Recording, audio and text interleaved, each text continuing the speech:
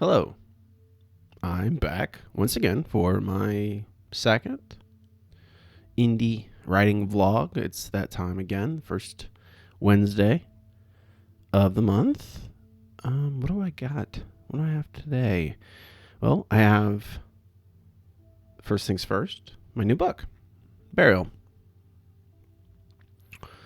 Comes out next Monday, April 11th. Officially, you can still pre-order if you're watching this before then. And if you're watching this after, go buy it.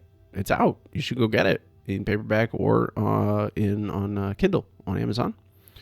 You can buy the print version basically anywhere you would buy a print copy of your book. My 10th novel. It's a little weird saying that. Double digits. Not too long ago, I was at a spot where I hadn't published anything. 0 books. Now I have 10. And it's kind of strange. I don't know. I put out 3 books a year, and they're not as big a deal, as they once were. I mean, I still love them. I spend a lot of time, a lot of work on them to make them as good as I possibly can. But you're just like, oh yeah, it's another book. And I do my best to sell them, and I do my best to make it a big deal, but it's still very much still like, oh, it's another one. It's another one. But I really shouldn't. I try not to think like that, because it's not just another book. It's my new book. I talked about this a little bit in my last vlog. Burial is my first non-horror novel. It is a Western, post-apocalyptic Western, or even if I want to be more accurate, a post-apocalyptic Western, because it takes place well after, the apocalypse, the world-ending war, so to speak, the archetypal world-ending war, and humanity is starting to rebuild. They're on the brink of having civilization again. We're even already there, really. But there's still a little wildness kind of around the edges, on the outskirts of the world. There's still that kind of outlaw mentality, and I kind of structured the world around that idea of this shift of we're moving out of the true wild area, the wild era, and kind of into civilization. And because there's always fun conflict there. There's always that, the changing of the guard. That change itself will bring about, I don't know, struggle between different people who maybe want to hold on to that wildness and people who want to move on. But our main character is Emma. She's an outlaw. She's a gunslinger, middle-aged, getting into. She's in her 40s. I would peg it. I don't think she truly knows how old she is, but she's in her mid-40s, and at the point where she had kind of escaped her wild days. She had paid a price to do it, but she had escaped and got out with her husband and her son, and now the book finds her dragged back into this because of a terrible crime inflicted upon her, and she has to get revenge. She's not supposed to get revenge. She's supposed to let civilization take care of it. She's supposed to let the law, order take care of it. But that gunslinger's still in her, and she doesn't let other people take care of her problems. She's going to take care of her problems, and she has to punish the man who hurt her. One of their old partners, her and her husband's old partners, and the story starts with him already dead. She's already, killed him, and it's the revenge she seeks is more than just killing him. The revenge she seeks is burying him in a place called the Wastes, which is kind of a remnant of the war. It's filled with radiation and nukes, and will kill you really quickly with the radiation poisoning. But there's a belief in this world that if you bury someone there, it ensures they get sent to hell, where they'll burn eternally, the worst hell, the darkest hell. And Emma aims to bury this man in the wastes. But of course, it can't be easy. And there's multiple different people, a lot of different factions that want to stop her for various reasons. Some of them for maybe they hold on to some old grudges against her. Some because they love her. Some because they are the law. They want to stop the wildness. They don't want vigilantism, so to speak. But it's a Western, not a horror novel.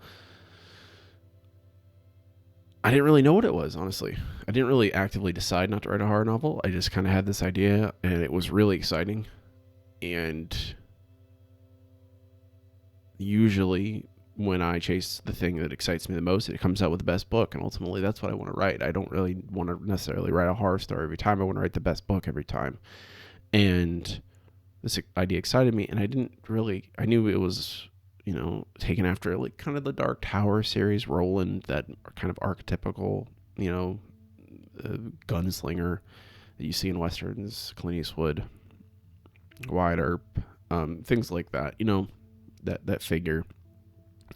But I didn't really know, what kind of story is this? Because the Dark Tower series is, I guess, technically a Western, but it's also like a fantasy novel. It's also a science fiction novel. There's a lot of influences there, and I think this is one of those books that does kind of, I wear my influences on my sleeve for it. It's certainly influenced by Dark Tower series. It's certainly influenced by Cormac McCarthy, The Road, No Country for Old Men, The Wild Bunch, the Western, the Peckinpah Westerns. I think it influences that a lot. The kind of bloody, grim Western. A little bit Bone Tomahawk, not as gory.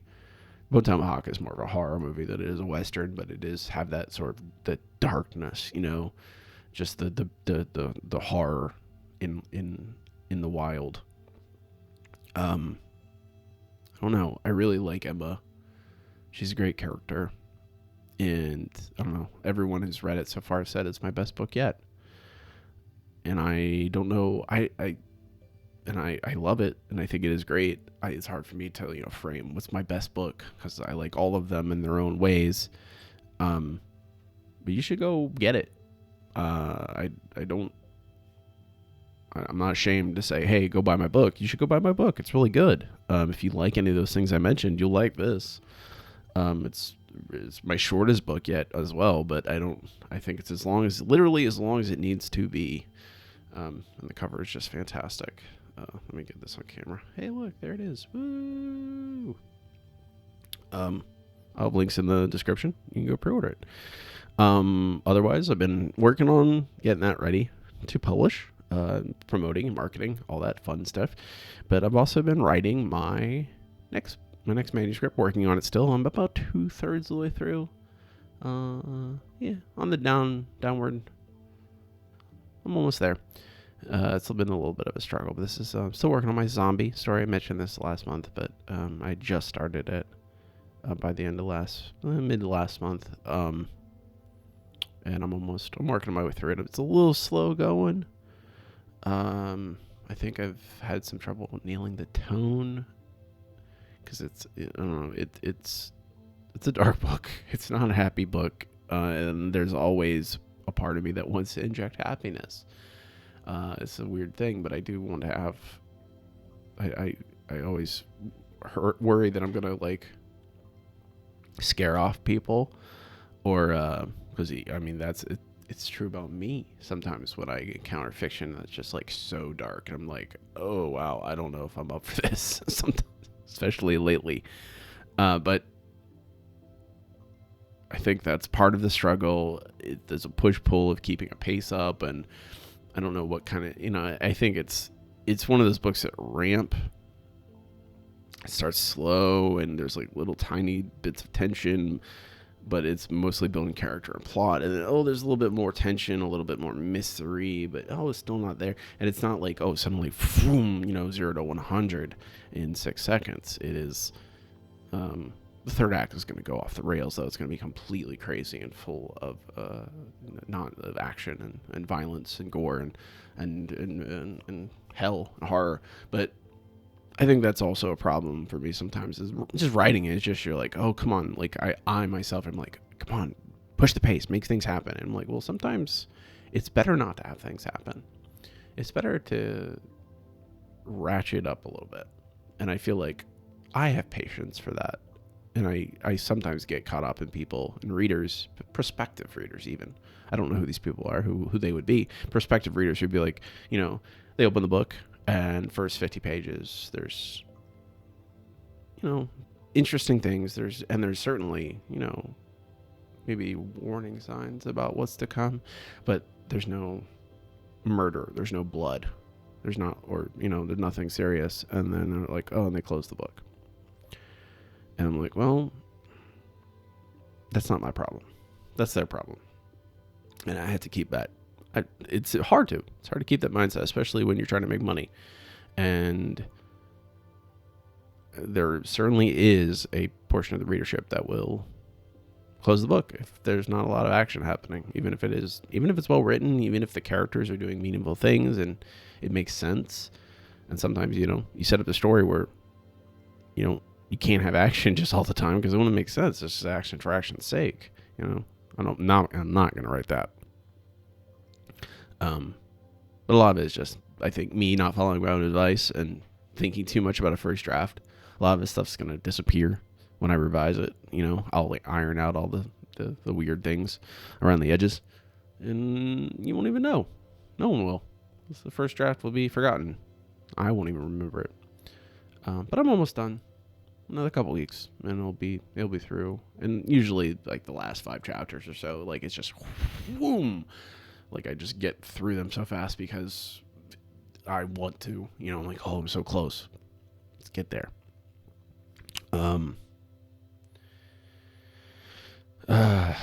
So working on that, working on marketing, getting myself, getting schedules out for the year, trying to book some shows to sell books in person. If you're in the Austin area, I'll be in San Antonio, and next month I'll be in Houston, July. I'm trying to still find shows that, will let me sell books for less than $6 million. God, fees to vend in some shows are just too much money. I sell $10 books. I can't afford.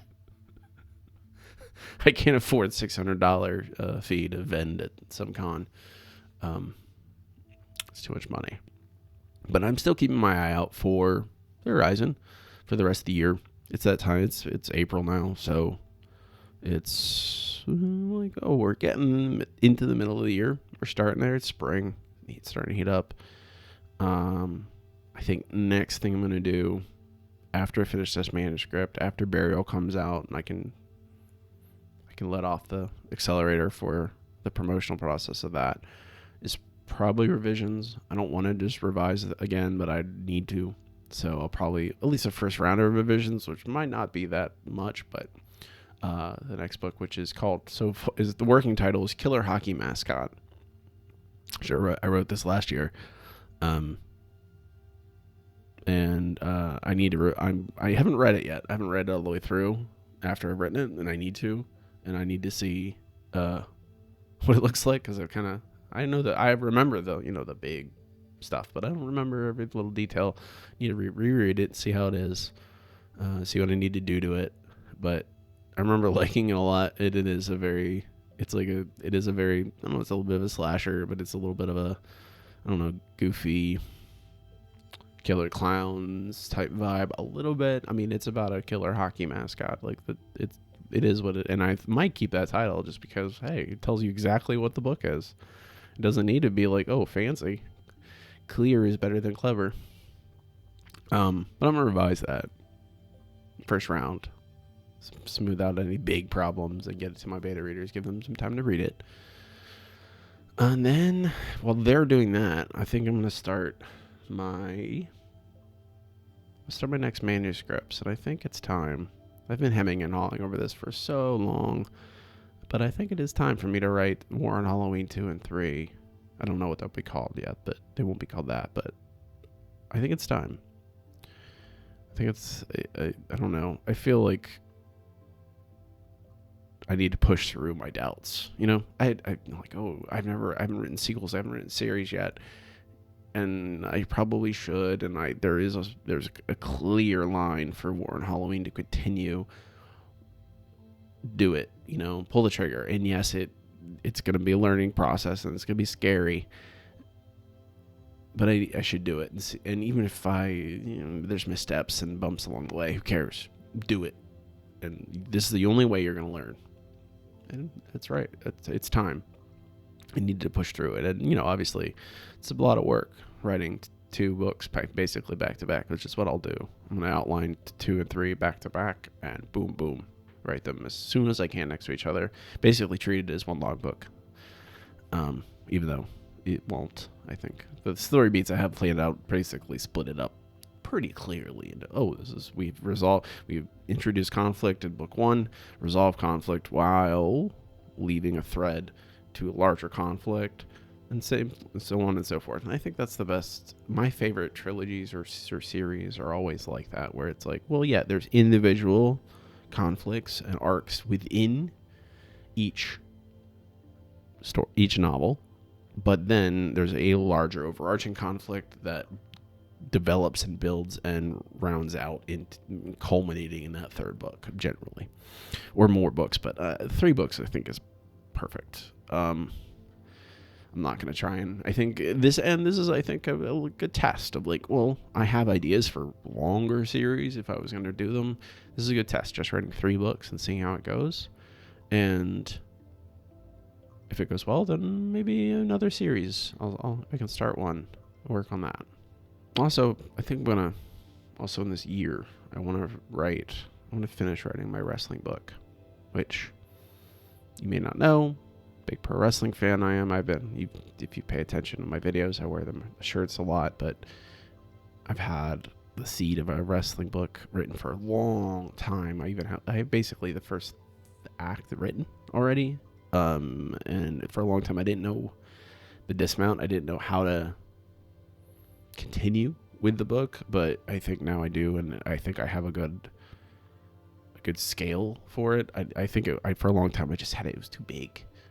It doesn't need to be that. It shouldn't be big. It should be a more focused story. And I have that now, but now it's just finding time to, and like, I don't even know if I'm going to publish it. I might try and query with it. Maybe. I mean, eventually I might self-publish it if no one cares about it. No one has any interest, which they might not. It's fine either way.